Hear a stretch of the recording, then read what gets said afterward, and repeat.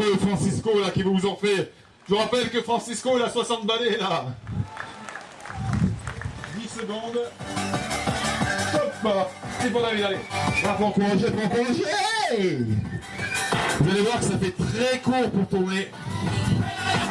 Allez, je répète qu'une quille c'est 10 secondes. Ouais, c'est pas mal. Soigne la trajectoire pour monter.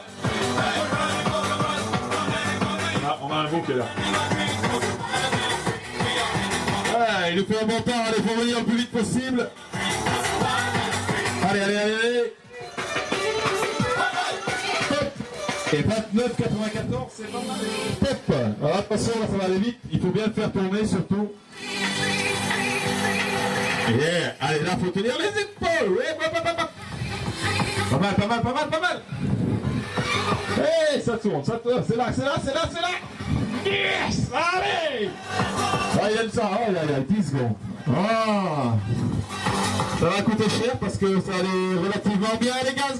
Bon virage en haut. Top. À 29,62, la méthode qui va top. Allez, encouragez-la, elle va très vite cette jument. Pascal, on monte à vide, une serpentine pour remonter, tu reviens vide. On va bien faire. Ouais, allez, Faut y aller.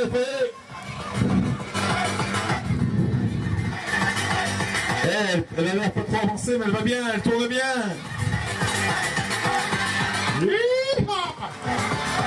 Top. Ah, 29,88, elle est devant David, de 10 centièmes. 6 ans. Voilà, 6 ans, le cavalier a à peine 20 ans. Bon, voilà, qu'est-ce que c'est le travail en liberté? C'est pour vous montrer un petit peu la finalité de l'équitation western. Si un cheval est bien élevé comme celui-ci, bien travaillé, vous allez voir que le mort, ça sert juste à convaincre le cheval. Ça veut dire quand il ne veut pas travailler. Et Coco, j'ai un mort, je suis là. C'est ça.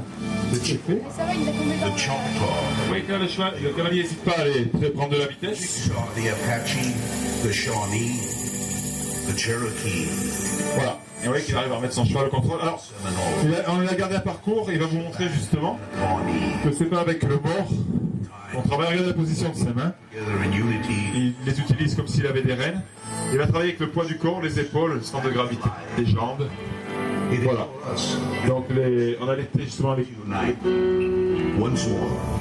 la finalité c'est d'avoir un cheval capable de réagir au poids du corps du cavalier. C'est ce qui fait qu'on peut se permettre de monter avec des morts puissants qui sont juste là pour obliger le cheval à travailler.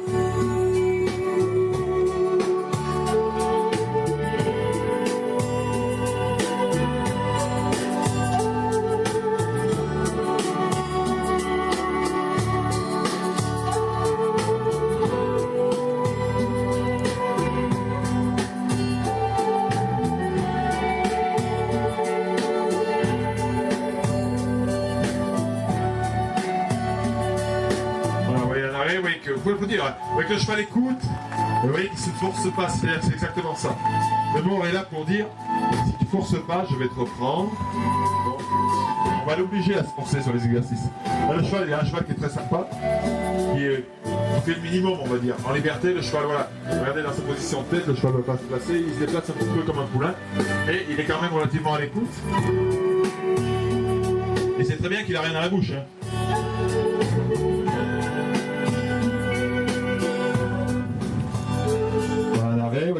Le cheval engage bien. Un rollback. Voyez la position du corps, on se penche en avant, le cheval recule. C'est l'histoire de la boule, voilà, pas de côté. Poids du corps à droite, le cheval va à gauche. Il tient sa jambe pour pas que le cheval avance. Voilà, très bien. C'est l'histoire de la boule. Pour comprendre ça, dites-vous que vous êtes debout sur une boule. Si je fais ça, la boule va en arrière. Si je fais ça, à droite, ça à gauche. Voilà, c'est exactement pareil sur un cheval. C'est votre cheval, et là c'est un cheval qui a 3 ans de boulot à peu près, il a 6 ans. Voilà, il doit être capable de faire ça. Après, la liberté dépend beaucoup du mental du cheval. Un cheval qui n'a pas envie de jouer, ça peut être dangereux. Là, on a un cheval qui est assez coopératif. Et il a passé du temps, hein, ça ne vient pas tout seul. Alors, regardez l'appel de la jambe. Il faut comprendre le cheval. Passer du pas de côté au spin. C'est pas forcément facile. Là, il va essayer de mettre droit pour reculer. Là, hanche. Un pas à droite. Il va ramener la main. Il va ramener le pied droit. Voilà. Dès que vous faites ça, un cheval qui est affûté, il doit bouger. Voilà, un peu du poids en avant pour le faire reculer. Quand il se redresse, le cheval s'arrête. Voilà, un joli reculé très léger, bravo.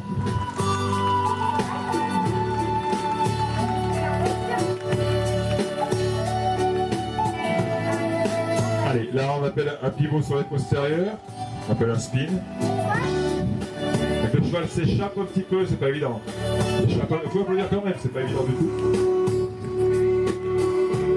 En liberté, vous pouvez vous dire que c'est pas votre face. Si le cheval ne veut pas faire, il faut être sûr qu'il va se défendre, il va essayer de mordiller, de lever la tête.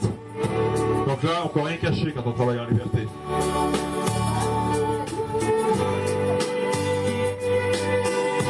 Alors si vous forcez à monter une main, vous êtes obligé de développer ça. C'est ce qui change un petit peu l'équitation, on va dire, plus classique. Quand on monte toujours à deux mains, on ne cherche pas forcément à affiner, les autres aident. Au cerf, vous êtes obligé si vous voulez faire des bons chevaux.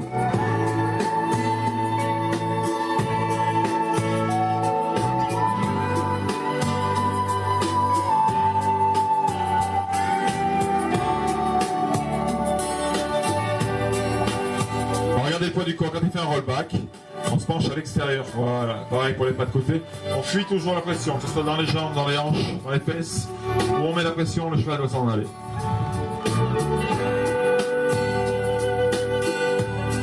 Alexis, il est de Saint-Germain-en-Bron. Voilà, il va faire, oui, il y a plein de gens avec une bride qui ont un mal fou à ouvrir une porte. Vous allez voir que quand le cheval est aux ordres, au point de vue du corps, il n'y a pas besoin de mort ou quoi que ce soit. Les indications viennent du corps. Je vous répète encore une fois, le mort en western, ça aide, il sert à obliger, il ne sert pas à indiquer.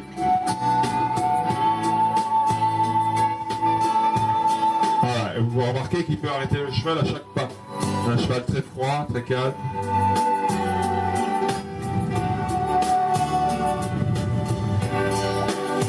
Alors il y a aussi, voilà, il va fermer la porte, on peut vous dire.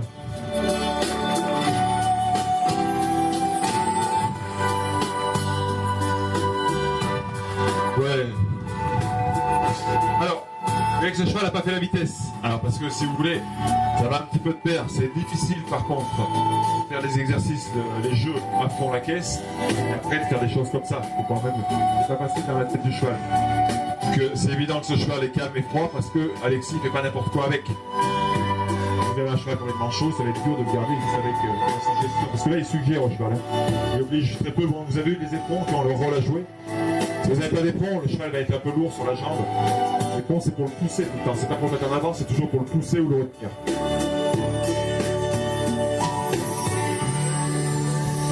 Alors moi, je l'ai vu spinner avec l'embouchure. Le cheval est tout terreux. Là, il a tendance à... Bon, c'est quand même très bien parce qu'il écoute les autres. Mais pour expliquer, il a tendance, le cheval, à faire un petit peu le minimum, là.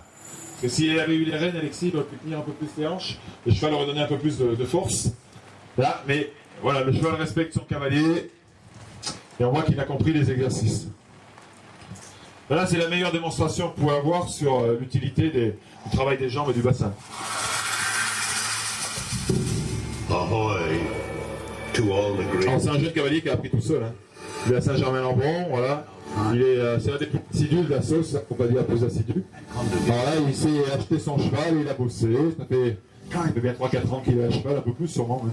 The Chippewa, Donc vous voyez, il faut travailler un peu, puis ça vient bien. the Arapaho, the Chickasaw, the Apache, the Shawnee, the Cherokee, the Sioux, the Seminole, the Shaban and the Pawnee. Allez, je pense qu'on va avoir un stop au milieu, voilà. Ok. Allez, on peut applaudir, même si le cheval c'est un petit peu échappé, bien, il est aux ordres. Le seul truc, mais c'est pas un reproche, hein. C'est évident que le cheval là,